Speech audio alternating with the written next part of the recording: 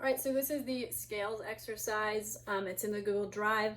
The first measure you see is just eighth notes. That is what we call a check, just so we can make sure that we're in time.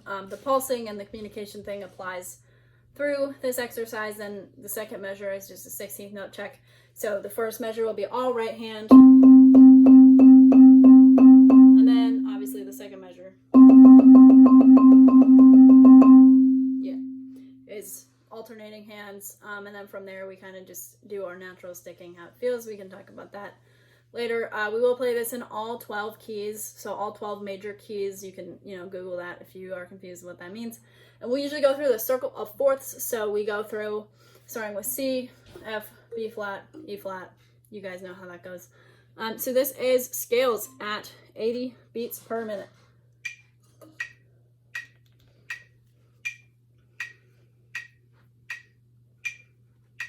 7, 8.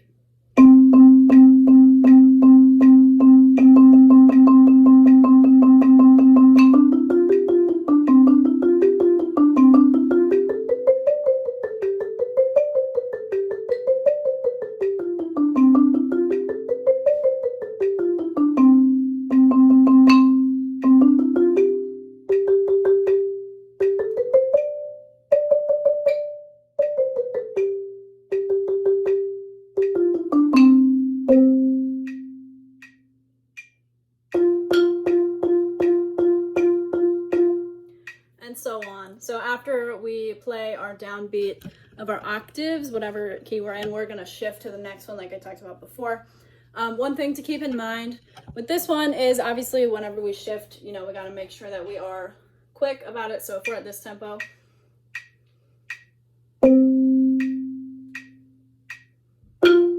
that's the type of shifting that I want to see. So because it's an octave, we're going to have to jump to wherever we're at. Usually the next key that we're going to play is in the middle. So if we're a C, we're going to go to F. I want you to bring both of them right there immediately. If we're, going through F, then we're going to go to B flat next. So they're both going to move at the same rate to the same place. One other thing I want to hit on this exercise is the last section where we go and so on. Just make sure that whenever we're in between where our quarter notes are, so that's like beat 2 and 4 of everything, we come back up to this exact place. You see how my mouths are exactly at the same height? They're not, now they are.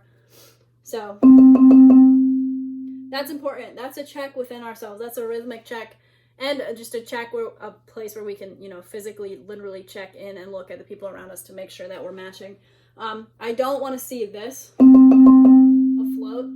I know when we're playing super slow, we might feel like we have enough time, but we need to make sure that we are like rudimental snare drummers and we don't move.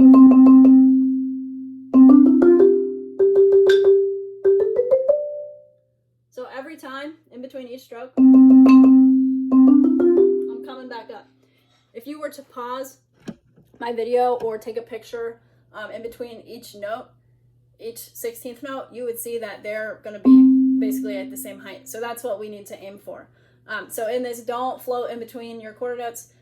But what you are going to have to do in those quarter note spaces is subdivide. I would subdivide the 8th note personally. So if we're here, I think 1 E and the 2 and 3 E and the... I know that's not the right notes, but that's the point of that. So 1 E and a 2 and 3 E and a 4 and so on. Just because we need to keep that internal pulse. It's really awkward to pulse ands or the offbeats, so we just think that in our head. But obviously throughout this entire exercise and all of our exercises, we're going to need to pulse. We'll pulse on 1 and 3 until we get super fast, and then we'll just pulse on 1. Yeah, so hopefully that helped you out with scales. Synths, your exercises will look a little bit different, but the same rules apply. Nothing crazy. Keep your fingers relaxed.